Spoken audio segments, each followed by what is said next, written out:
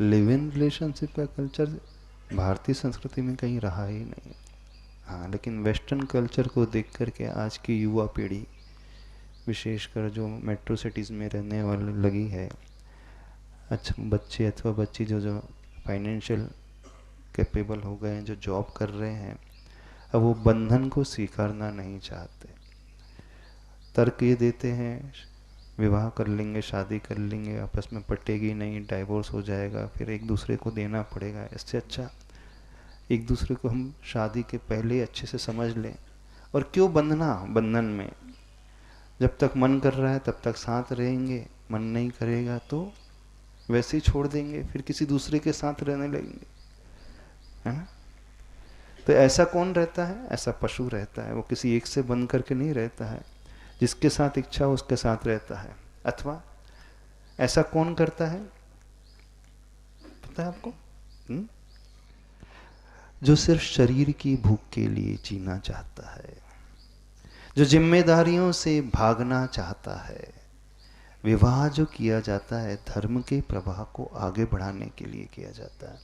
विवाह जो किया जाता है आने वाले बच्चों को संस्कारित करने के लिए किया जाता है। विवाह जो किया जाता है मातृत्व का और वात्सल्य का भाव प्रदर्शित करने के लिए किया जाता है। और लिव इन रिलेशनशिप जो कल्चर है वहाँ सिर्फ और सिर्फ मोमेंटरी प्लेजर के लिए, इंद्रिय सुख के लिए, शरीर की भूख मिटाने के लिए और जिम्मेदारी से बचने के लिए किया जाता है। तो आज की पीढ़ी जो है विवाह ही नहीं करना चाहती, और जो विवाह कर भी लेते तो बच्चे पैदा नहीं करना चाहते। बोले कौन रिस्पॉन्सिबिलिटी ले, बच्चों को कौन संभाले? बोले जब तक हम जी रहे हैं बढ़िया अच्छे से ऐशो आराम से जी रहे हैं, फिर हमारी आज़ादी छिन जाएगी, है ना? नई पीढ़ी की तो ये विचारधारा हो रही। यदि यही विचारधारा आपकी पुरानी पीढ़ियों ने अपना ली होती तो आपका क्या होता? कभी सोचा है? अरे आप धर्म के उपासक हैं, तीर्थंकरों को, प्रभु को मानने वाले हैं। भारतीय संस्कृति में तो सीता जैसी नारियां रही हैं, हाँ, रामचंद्र जी जैसे महापुरुष रहे हैं, महावीर जैसे रहे हैं, आदिनाथ जैसे रहे हैं। सभी कर्तव्य के पालन करने की बात की गई है। 4 आश्रम की व्यवस्था रही है यहाँ पे, ब्रह्मचर्य आश्रम, गृहस्थ आश्रम, वानप्रस्थ आश्रम, संन्यास आश्रम। तो वहाँ हर एज में जाकर के अपनी जिम्मेदारी का निर्वाह जब अच्छे से होता है तभी। और आज आप लिविंग रिलेशनशिप वाले कल्चर में आ जाओगे, फिर मिड 50s के बाद क्या होगा? कौन संभालेगा आपको? हाँ, अनाथ आश्रम में जाओगे क्या? कौन से वृद्धाश्रम में जाओगे? कभी ये सोचा है? कौन से आश्रम में जाओगे? कहाँ पे रहोगे? जब तक हाथ पैर चल रहे हैं तब तक तो ठीक है, उसके बाद क्या होगा? जब बीमारी घिर लेगी तो क्या सुसाइड कर लोगे? ऐसे ही मर जाओगे? क्या धारणा बना करके रखी है आज की युवा पीढ़ी ने। वह सिर्फ और सिर्फ भोगों के लिए जीना चाह रही है और अपनी रिस्पॉन्सिबिलिटी से बचना चाह रही है। अरे विवाह करोगे तो आप एक सामाजिक बंधन को नहीं अपना रहे हो, और एक बहुत बड़ा धर्म पुरुषार्थ करने जा रहे हो। वो धर्म के अंतर्गत आता है। आप एक बहुत बड़ी जिम्मेदारी का निर्वाह करने जा रहे हो, और जो बच्चे आदि होंगे, नई पीढ़ी होगी, उनके लिए आप लेगेसी जो है संस्कारों की सौंप करके जाओगे। सिर्फ पैसों की लेगेसी नहीं सौंपी जाती, पैसों की विरासत नहीं सौंपी जाती, संस्कारों की विरासत सौंपी जाती है। तो सामाजिक व्यवस्था चरमरा जाएगी, सब कुछ नष्ट हो जाएगा, कुछ भी नहीं बचेगा।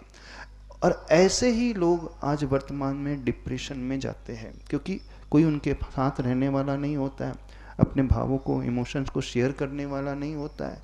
तो वो टेंशन और डिप्रेशन के शिकार हो जाते हैं और कुछ नहीं कर पाते। मानसिक रूप से भी ऐसे ही लोग एक एज के बाद अकेले रह जाते हैं, कोई उनका साथी संगाती नहीं रहता है। तो ह्यूमन बीइंग एक सोशल एनिमल माना जाता है, एक सामाजिक प्राणी माना जाता है। समाज की व्यवस्था के अनुसार उसका जीवन बहुत अच्छे से पल सकता है। यदि वह सामाजिक व्यवस्था को नहीं अपनाएगा तो वो उस पशु की भांति हो जाएगा जो अकेले जंगलों में रहता है, कुछ भी करता है।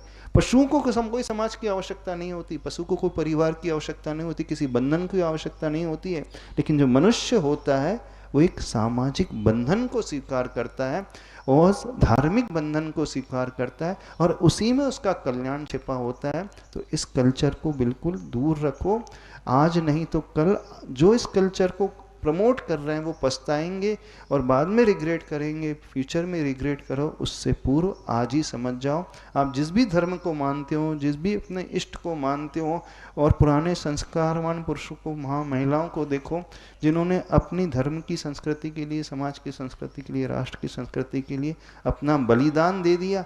एक वे हैं जिन्होंने सब कुछ दिया, और एक आप हो और आज की पीढ़ी है जो इतनी सेल्फिश हो गई है, जो सिर्फ अपने शरीर के अलावा कुछ भी नहीं सोच रही है। उन लोगों से कहना है थोड़ा सा चिंतन करो, विचार करो।